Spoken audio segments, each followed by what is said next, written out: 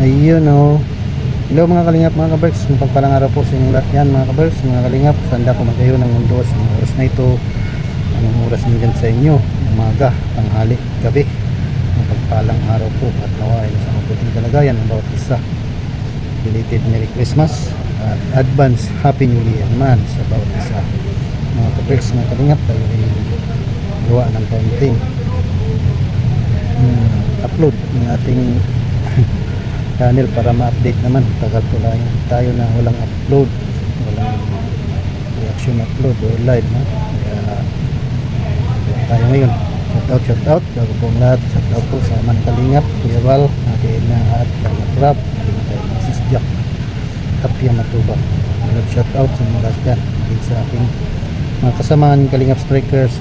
Shout out din sa inyo, sa bawat isa sa inyo. Napangunahan ni Ate Glo, Sale 3PH, Ayat Samura Mix Vlog, Asat 26 TV, Cicely ng Barbusa, Mariel Gaspi Vlog, Magalo Mix Vlog, at Sis Jacqueline Dacusin. Naging kay Tita Ridja, shout out sa mga lahat yan. At patuloy na nawa ang pagpapala at gabay ng Panginoon sa bawat isa, no? So tayo po ay magkaroon tayo ng ating content. Nagawa po tayo ng ating pang-upload dahil matagal po tayo hindi nakapag-upload. Sobrang busy po talaga sa trabaho, no? Sabi, yung transfer namin ay medyo tagalan bago matapos. At the same time, wala po akong wifi dito, kaya wala po talaga akong idea o mga napapanood, no, sa mga live kasi hindi kagaya doon sa kabila dati sa lumang warehouse ay medyo tutok po ako doon sa mga nagla-live gawa ng free wifi doon. Ay dito wala, so data lang, kaya ngayon na ako nakapagawa ng ating reaction upload. Bali dito pa ako sa trabaho, kaya pagpasensyaan nyo na po yung aking background yan.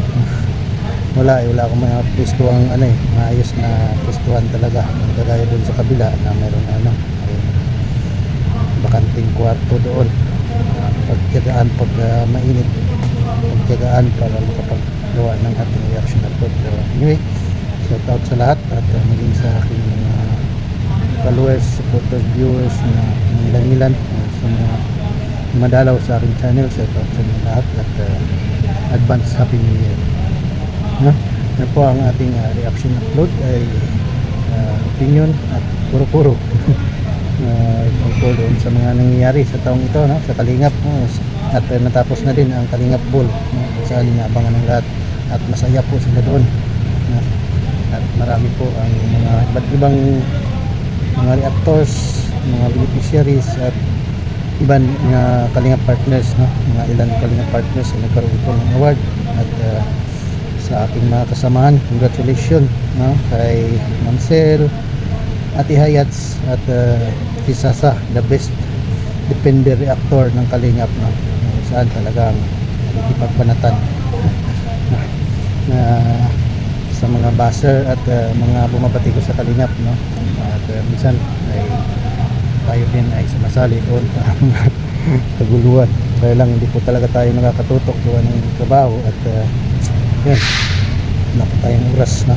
Kaya hanggang comment section lang tayo, naging kay Ate Glo, sa aming presidente, na kung saan ay recognize po siya na siya po ay Kalingap Strikers President at Kalingap Reactor. Legit na po siyang Kalingap Reactors, no? Kaya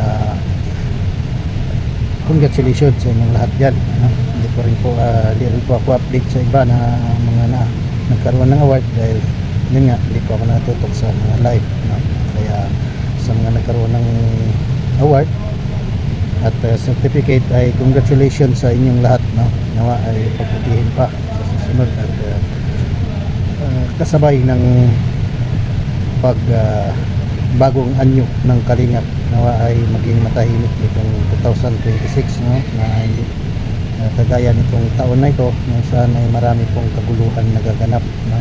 Mula sa sponsors, mga supporters, mga bumabati ko sa Kalingap, no? Na kung saan ay talaga naman yung iba ipaglaban, wala namang pinaglalaban, at yung iba naman bumabatikos na wala namang katuturan hindi puro panlalait lamang, no? So nawa ay itong darating na taon maging matahimik at maging progreso pa ang programa ng Kalingap, at ako po ay nananawagan sa bawat isa na suportahan po natin, patuloy natin suportahan. Bigla nang ikailaw, ngayon lang nagkailaw, kaya biglang iniwanag mga kabikes na. Dito po ako sa sulok kaya medyo madilim, at yun, naririnig po ninyo yung mga nagsisigawan, mga fans. Mga kasamahan ko po yan, nagkikwentuhan, magkaharap lang sila pero ang ingay. Ganyan talaga sila pagka nagkikwentuhan. At balik po tayo sa ating usapan tungkol sa Kalingap Ball, na kung saan marami po nagkaroon ng award, at maging sa mga mga loyalty awards ng mga beneficiary. Congratulations sa bawat isa, no? Sila Milka, Eden, Carla at Yancy, no? Dara, kasama ba si Dara? Hindi ko matandaan, no? Pero review nyo na lang, o panoorin nyo na lang ang live ni Kuya Bal o maging ang premiere ni Kalingap Rap. Hindi po talaga ako nakakapanood, no? Tutok sa kanila, kaya hindi ko lang matandaan, no? Pero nagre-replay lang ako pagkagabi habang kumakain, kaya yan.